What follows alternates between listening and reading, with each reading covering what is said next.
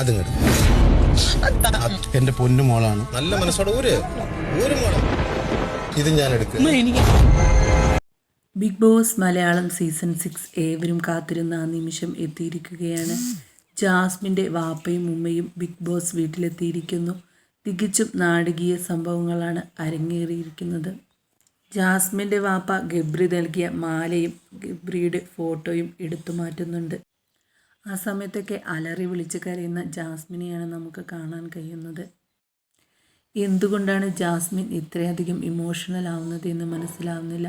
യഥാർത്ഥത്തിൽ ജാസ്മിന് ഗബ്രിയോട് പ്രണയമാണോ? ജാസ്മിൻ്റെ കരച്ചിൽ കാണുമ്പോൾ അങ്ങനെ തോന്നിപ്പോകും പലർക്കും. ജാസ്മിൻ്റെ മനസ്സിൽ എന്ത് തന്നെയായാലും വാപ്പയും ഉമ്മയും അത് തിരുത്താൻ നോക്കുന്നുണ്ട്.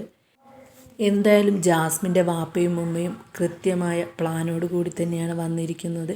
പുറത്ത് തൻ്റെ മകൾക്ക് എന്താണോ നെഗറ്റീവ് അഭിപ്രായമുള്ളത് അത് ഇൻഡയറക്റ്റായിട്ട് വാപ്പയും ഉമ്മയും കാണിച്ചു കൊടുത്തിരിക്കുകയാണ് ജാസ്മിന്. ഇനി ജാസ്മിൻ വാപ്പയും ഉമ്മയും പറയുന്നത് പോലെ ഗബ്രിയെ ഒഴിവാക്കി ഗെയിം കളിക്കുകയാണെങ്കിൽ തികച്ചും ടോപ്പ് 5 സാധ്യതയുള്ളൊരു മത്സരാർത്ഥി തന്നെയാണ് ജാസ്മിൻ.